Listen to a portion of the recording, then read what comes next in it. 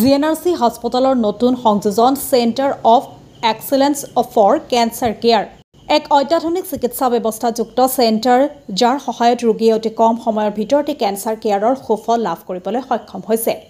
এই বিশেষ cancer care সেৱাই প্ৰাৰম্ভিক অৱস্থাতে 6 মাহতে 300ৰো অধিক ৰোগীৰ চিকিৎসা কৰিছে।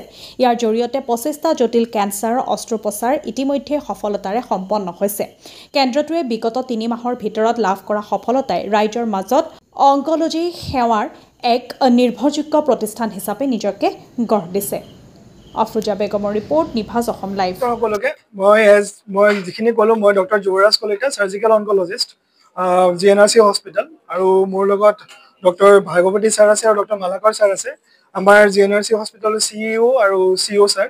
আৰু আজি এজ উই ডিছকাছড মানে জিএনআৰচিৰ আণ্ডাৰত জিএনআৰচি কেঞ্চাৰ কেয়াৰ চেণ্টাৰ হিচাপত আমি কেঞ্চাৰ পেচেণ্টক এটা সেৱা আগবঢ়াবৰ কাৰণে জিএনআৰচি উইঙৰ আণ্ডাৰত জিএনআৰচি কেঞ্চাৰ কেয়াৰ চেণ্টাৰ আমি এটা আপোনালোকৰ আগত আমি দাঙি ধৰিছোঁ।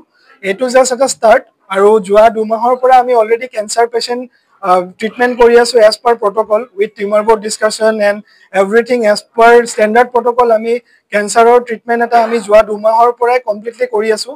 আৰু যিটো আমাৰ CMD ছাৰ নোমল বৰা ছাৰে 6 মাহ আগতে ষ্টাৰ্ট কৰিছিল, আৰু 2 মাহৰ পৰা আমি এচিলাৰেট কৰি অলৰেডি আমি যথেষ্টখিনি ট্ৰিটমেণ্ট কৰিছোঁ। আৰু আজিৰ পৰা আমি অফিচিয়েলি এনাউন্সমেণ্ট আমি কৰিব বিচাৰিছে জিএনআৰচিৰ আণ্ডাৰত এটা ছেপাৰেট উইং আমি কেঞ্চাৰ হিচাপত গঢ় তুলিবলৈ আৰম্ভ কৰিছোঁ।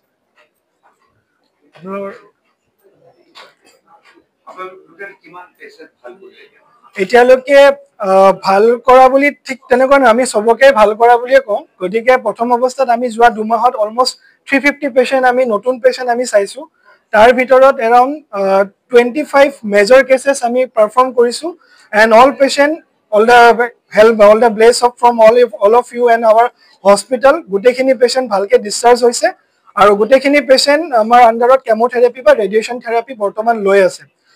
টোটেল সাৰ্জিকেল অনকলজি ডিপাৰ্টমেণ্টত এৰাউণ্ড 200 পেচেণ্ট আমি নিউ পেচেণ্ট পাইছোঁ যোৱা 2 মাহত, আৰু মেডিকেল অনকলজি ডিপাৰ্টমেণ্টত আমি এৰাউণ্ড 150 পেচেণ্ট আমি পাইছোঁ। যিহেতু কেঞ্চাৰ এটা ব্যয়বহুল চিকিৎসা ব্যৱস্থা, তেনেস্থলত যিখিনি BPL কেটেগৰীৰ আণ্ডাৰত নিশ্চয়কৈ মই এটা বস্তু ইয়াতে ক'ব বিচাৰোঁ যে আমাৰ জিএনআৰচি যিটো মিছন মানে এফৰ্ডেবল হেল্থ কেয়াৰ, গতিকে বৰ্তমান যিটো কেঞ্চাৰৰ ইন্ট্ৰডাকশ্যন হোৱাৰ লগে লগে আমাৰ গোটেইখিনি খৰচ পাতি যিটো আছে যথেষ্ট পৰিমাণে কমত আৰম্ভ হৈছে, আৰু সেইটো তেনেকেই চলি থাকিব। আৰু BPL কাৰ্ডৰ কাৰণে যিটো আছে এইটো ছাৰে ক'ব যে আমাৰ যথেষ্টখিনি স্কিম আছে, স্কিমৰ ভিতৰত আমাৰ ট্ৰিটমেণ্টটো গোটেই কম খৰচত কৰিব পৰা যাব। আমাৰ গুৱাহাটীত যিখন এক্সিষ্টিং কেঞ্চাৰ ৰিচাৰ্চ ইনষ্টিটিউট, প্ৰথম কথা হ'ল কি আমাৰ জিএনআৰচি কেঞ্চাৰ হস্পিটেল আণ্ডাৰত মানে আমি টোটেলি এটা নিউ উইং মানে ওৱান ষ্টপ চলিউশ্যন, মানে এখন চাদৰ আণ্ডাৰত চবখিনি আমি থাকিবৰ কাৰণে আমি চেষ্টা কৰিবৰ কাৰণে আজিৰ পৰা আৰম্ভ কৰিছোঁ। লাইক 150 বেডেড এটা dedicated cancer care with nuclear medicine and radiation oncology, medical oncology and surgical oncology, pain palliative আৰু hemato oncology. Second thing, operation যিখিনি হ'ব বৰ্তমান আমি যিমানখিনি পাৰোঁ মিনিমেলি ইনভেচিভ, লাইক যিটো বস্তু আপোনাৰ লেপ্ৰস্কোপত হয় সেইখিনি বস্তু আমি কৰিবৰ কাৰণে নেক্সট পেজত ষ্টাৰ্ট কৰিছোঁ, আৰু অলৰেডি আমি কৰিছোঁ। আৰু তাৰ পিছৰ ষ্টেপত আমি ৰবটিক ইন্ট্ৰডাকশ্যন কৰাৰ প্লেন আছে, আৰু গোটেইখিনি বস্তু থাকিলে অনতিপলমে আমি কেঞ্চাৰ চাৰ্জাৰীখিনি জিএনআৰচিৰ আণ্ডাৰত ৰবটিক হিচাপত আমি কৰিব পৰা যাব। আৰু টোটেলি এইটো এটা চেণ্টাৰ অফ এক্সিলেঞ্চ বুলি ক'ব কিয় বিচাৰিছোঁ, আমাৰ ইয়াতে যিখিনি ট্ৰিটমেণ্ট হয় বা ট্ৰিটমেণ্ট কৰিম সেইখিনি বস্তু প্ৰট'কল ৱাইজ যিখিনি ষ্টেণ্ডাৰ্ডাইজ ইউনিভাৰ্চেল প্ৰট'কল আছে, NCCN বা ESMO গাইডলাইন আছে, যিটো বস্তু আমাৰ ইয়াতে হ'ব ছেম প্ৰট'কল আপোনাৰ চেন্নাই বা হায়দৰাবাদ বা US-ত গ'লেও ছেম প্ৰট'কলে ফ'ল' হ'ব, কাৰণ সেইটো ষ্টেণ্ডাৰ্ডাইজ হয়। আৰু আমি প্ৰট'কল ব্ৰিচ নকৰাকৈ কেঞ্চাৰৰ ট্ৰিটমেণ্ট আমি ইয়াতে কৰিম বুলি বদ্ধপৰিকৰ।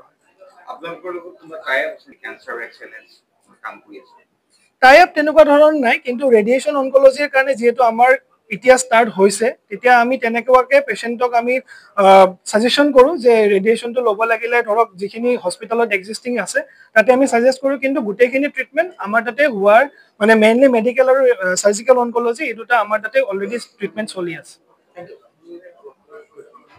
নতুন পদক্ষেপ নতুনকৈ জাষ্ট ষ্টাৰ্ট কৰিছোঁ, এইটো আপোনাৰ সহায় সহযোগিতাটো কাৰণে বিশেষকৈ মানুহে এৱেৰ হয়। মেইনলি কথা আমি যিমানখিনি পালোঁ, জাষ্ট কিছুদিন আগত আমি এটা পেচেণ্ট আছে বেলেগত বহুতখিনি খৰচা, মই নাম মেনশ্যন নকৰোঁ এতিয়া, চ' বহুতখিনি খৰচা কৰিছোঁ, সেই হিচাপে কৰিছোঁ, মানে কষ্ট বহুত বেছি হ'ল, কিন্তু সেইটো বহুত মিনিমাম কষ্ট আমি কষ্ট আমি ওলাই যাব যোৱাৰ সময়ত বহুত কম খৰচতে কৰিব পাৰিছোঁ চ' আমাৰ পদক্ষেপটো যাতে নিম্ন মধ্যবিত্ত গোটেইখিনি শ্ৰেণীৰ যাতে কেঞ্চাৰ ট্ৰিটমেণ্ট কাৰণ কেঞ্চাৰৰ কাৰণে বাহিৰলৈকে যাব লাগে সেইখিনি যদি আমি খুব কম খৰচতে ইয়াতে দিব পাৰোঁ তেতিয়াহ'লে সেই পপুলেশ্যনখিনি আমি হেল্প কৰিব পাৰিম জাষ্ট মোৰ এইটোৱে এৱাৰনেছৰ ক্ষেত্ৰতো কিন্তু অসম বহুত পিছ পৰি আছে কেঞ্চাৰৰ ক্ষেত্ৰত মানুহে ভয় খায় বা কাৰকসমূহ এই ক্ষেত্ৰত আপোনালোকে এজন চিকিৎসক হিচাপে কি ক'ব বিচাৰে মই এৱাৰনেছ সেইটো কথা একচুৱেলি মই মেনশ্যন কৰিব লাগিছিলে ইয়াত মই অহাৰ পৰা বা ছাৰে যেতিয়াৰ পৰা ইনচেপশ্যন কৰিছে এৱাৰনেছৰ কাৰণে অলৰেডি আমি বহুত কেইখন জেগা জাষ্ট এৱাৰনেছ কেম্প হিচাপত কভাৰ কৰিছোঁ লাইক ওদালগুৰি